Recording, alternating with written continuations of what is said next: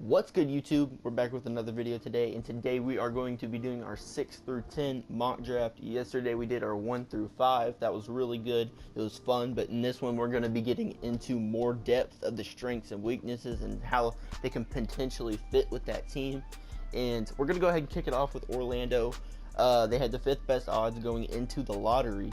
They dropped the spot back to number 6, and I think they're going to take the Curry shooter. If you know what I mean by the Curry shooter, I mean Trae Young. A lot of people have mixed emotions on this guy.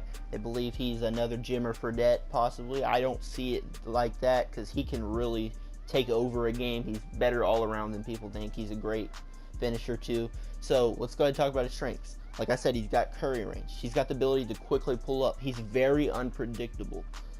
He's an underrated driver. He already has an elite floater too, by the way, so he's a giant killer already. So he deals with big men in the paint really well. As I said, he's got great vision. And to me, one of the most important things he's able to do for a guard or really anybody to be able to get to the free throw line is to sell the foul. I believe he averaged around 9 or 10 free throws a game, which is incredible for him. You know, you are literally able to sell the foul going to the NBA. You see all these stars. James Harden, known for it. Curry, you have to sell the foul.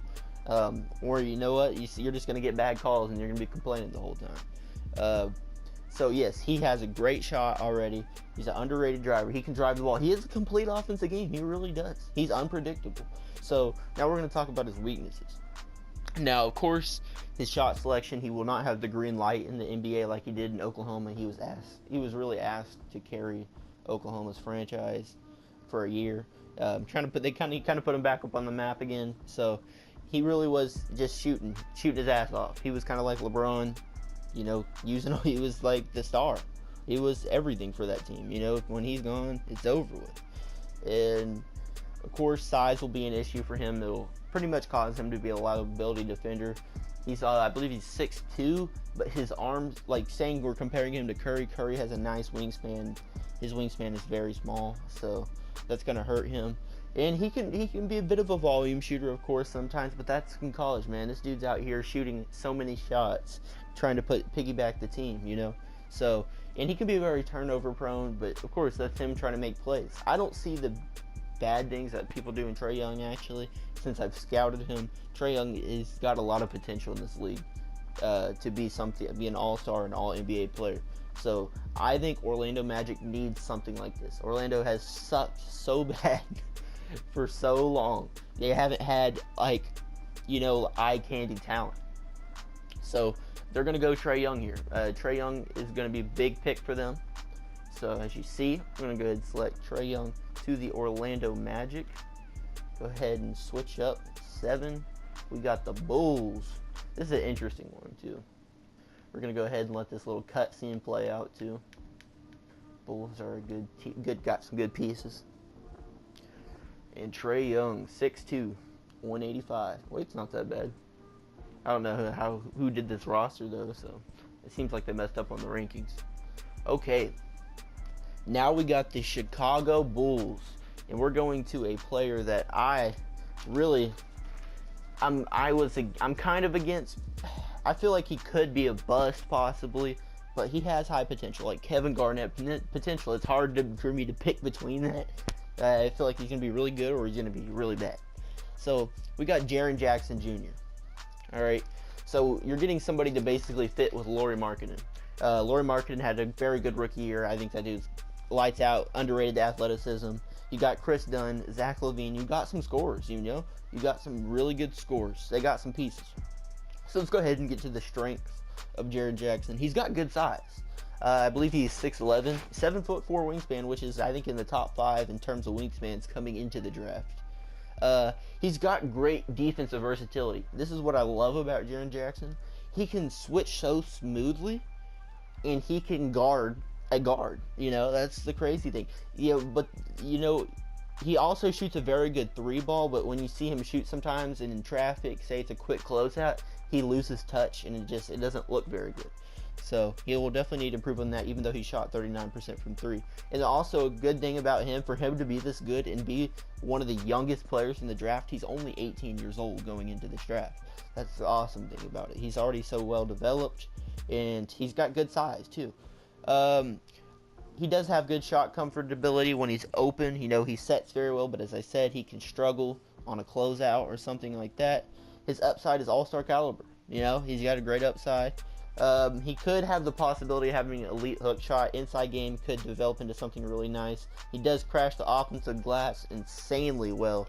And he, you know, he is he's an interesting prospect to me because he shows a lot, but he does lack explosion, which we're going to get into the weaknesses right now. He does lack some explosion. It takes him a second to really gather and get to the rim, which makes you wonder, what will he do against, you know, these superstars in the NBA that are going to be so much quicker.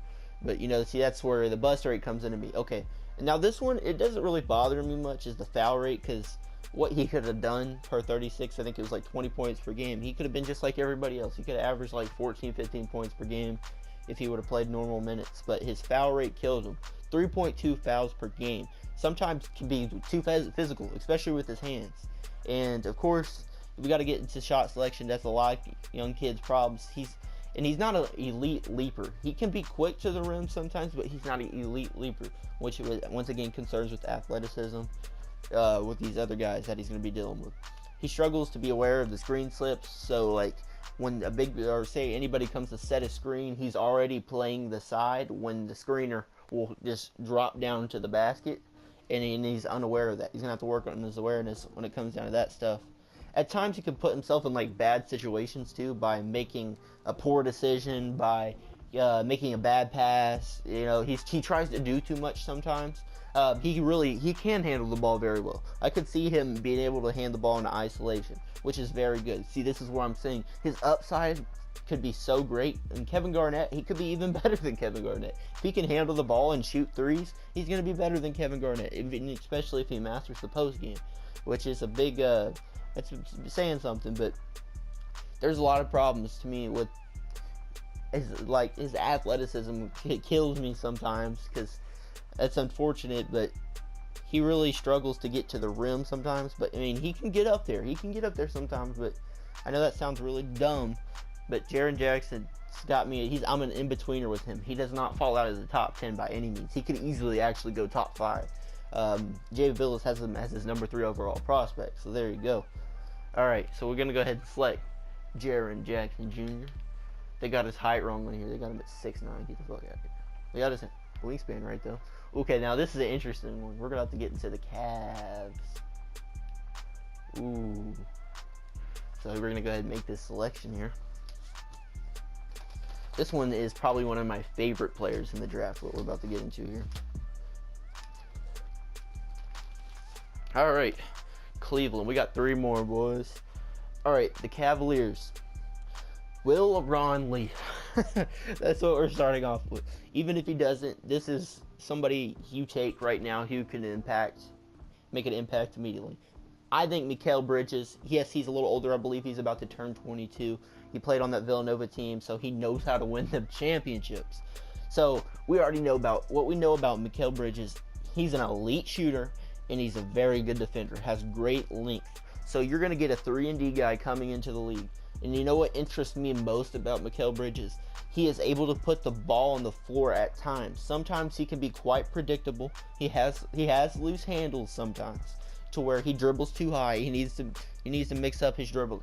Yes, he can be kind of predictable at times, but he is able, if you just see the flashes of him being able to take and put the ball on the ground and make shots, it's pretty incredible, because you're talking about a guy who could be something special. I mean, I wouldn't be shocked if this dude climbs up to like 6 or 7. Teams trade back, maybe a little bit like the Mavericks. They trade back a little bit to take him as a nice wing player to pair up with Dennis. But the reason he fits to me with the Cavs so much is because he's a guy that will help you right now. And he's got a lot of promise to him. You know, he's got above average athleticism. We've seen him boom on people. He's a great off-ball player. And he's really deadly in a pick and roll too, which is very nice to have. He can be a secondary ball handler. which is very important. And he finishes very well. The wingspan helps him so much. And the one weakness with him, for him to be almost 22 years old and only weigh 200 pounds, is a problem. He needs to get bigger. His frame needs to get bigger. And he's not consistent off the dribble, of course. We've already talked about that. He needs to tighten his dribble moves. But as Mikal Bridges, I think he could develop into something more than a lot of people are giving him for. A lot of people are giving him. They see him as just a 3-and-D guy. I can see him coming into the league and making that immediate impact for a team, being a 3-and-D guy. He's not scared. He's not scared of people. He will get up in your face and play defense. He's very aware of things, and I love. He's got the championship mentality, already playing with Villanova for a few years now. So Mikal Bridges to the Cavs, either he's there with LeBron or he's not, I want to say replacing, but he's going to be the first player to recreate or rebuild the Cavs. So let's go ahead and take my boy Mikal Bridges. Where is he at? There he is. See, 6'8", great size too. Now we're going to go ahead and go to the Knicks. Now this one's interesting to me. I like this one a lot. And it's, of course, sorry, I've been doing some dumb stuff sometimes. There we go. Let's go ahead and let him make the pick real quick. Mikal Bridges going to the Cleveland Cavaliers. Definitely a good fit.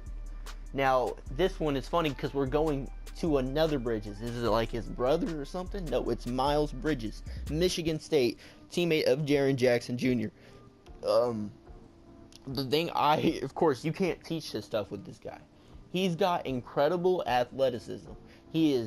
I'm talking about an insane athlete. I believe his vertical's got to be at least 42 inch vertical. He's an improving shooter too, by the way. 37.5% from 3. You know, his shot, he's got a good shot for him, and he seems more comfortable. I like how comfortable he is in traffic when you look at him shoot. And he's already strong built too, which he's 2 years younger than the other Bridges, Mikal Bridges, but he's already weighs like 30 more pounds than him, and he can really guard a 4 possibly. His post defense needs to get better, but he has potential to guard the 4 in this modern NBA. He doesn't have to play 2 guard or 3 guard.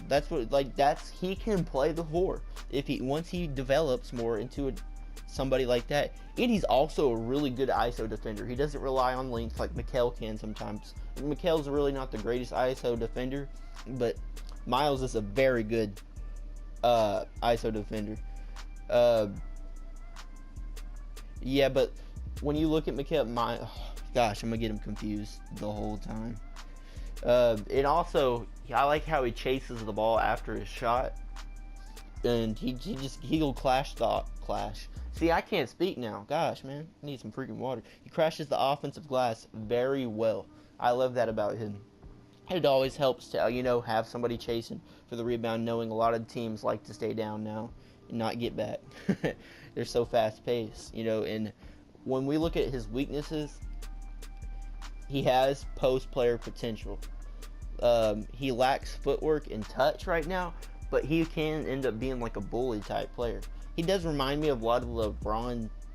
He reminds me of like LeBron built in a way. He has that potential to be LeBron built, and he can be a little predictable with his handles. That's just a problem. He'll get over that. I mean, he'll learn other stuff. It's just this class is so deep to me. I think when we get after 10, it'll start to fade a little bit, but unless you find that little player that will just come out of nowhere. But he needs to become a better pick and roll defender. Even though he's such a good ISO defender, he needs to become a better pick and roll defender. Once again, kind of struggles with the slips sometimes, and we're just getting there above the screen. So yes, that is Miles Bridges, and especially we're going to talk about the fit for the Knicks. The Knicks would love this guy. They mean, you have him next to Porzingis, you have a good sized player, and he can really, I think he could become something more than his scouting report is too. He's athletic, good defender, gritty. He seems like a New York guy. He's an alpha dog type thing to him. He's gritty, a New York Knick.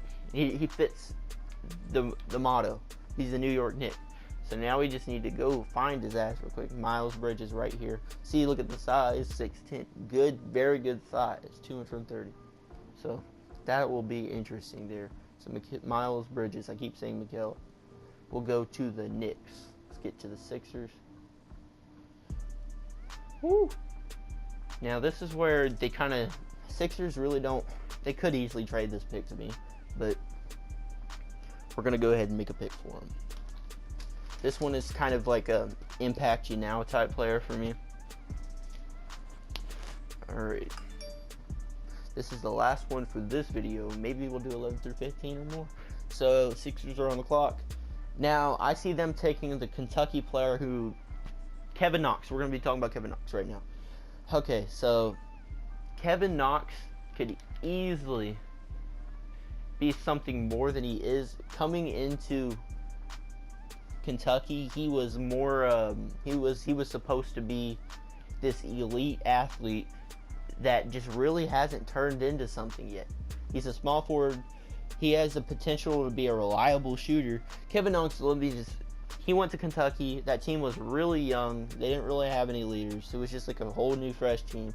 I still think he should stay another year. His stock probably could go up to where he could be a top 6, 7 pick next year. He probably might fall out of the top 10. But when you look at the Sixers, what do they need?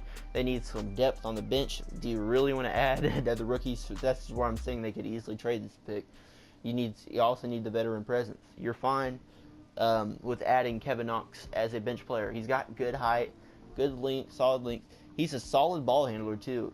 Of course, he's a smooth athlete, not quite what he was projected to be, this elite bursting athlete, but his size makes up for his poor defense. His defense can kill him sometimes, but his size will make up for it. He will be an instant impact, which the Sixers want. They want to compete now. Let's get the ball rolling here. We're too good to be doing this. As soon as Ben Simmons develops a jumper, he has elite measurable 7-foot wingspan. Can finish very well. That's a good thing. He can finish really well. So if he can get to the basket, he'll be finishing really well. And there's not a lot of great things, but there are some bad things on his defense. You know, Kevin Knox to me is untapped. He needs to go back another year, but he could be a better rebounder, yet hasn't shown it yet. We're yet to see. We haven't, you know, Kevin Knox is so appealing for what he is to what he is. Like what he could be, I mean, for what he really is right now. He does, and one thing that really bothers me about Kevin Knox is his slow first step. He needs to gain weight too. So I could see where he could be an isolation player, get you to the cup. He can pull up from the mid-range though too, don't get me wrong. He can pull up, he has a solid pull-up mid. So Kevin Knox could develop into a very good role player. I don't see him just surprising me and just becoming this next freaking elite stud out of college that fell into the teens. No, I don't see that. But yes, Kevin Knox going to the Sixers, instant impact. Could be a 6, 7, 8 man, who knows. But that's it for this draft. We already have the top 10. Maybe we'll do more. We got Kevin Knox here, and there you go. That's it.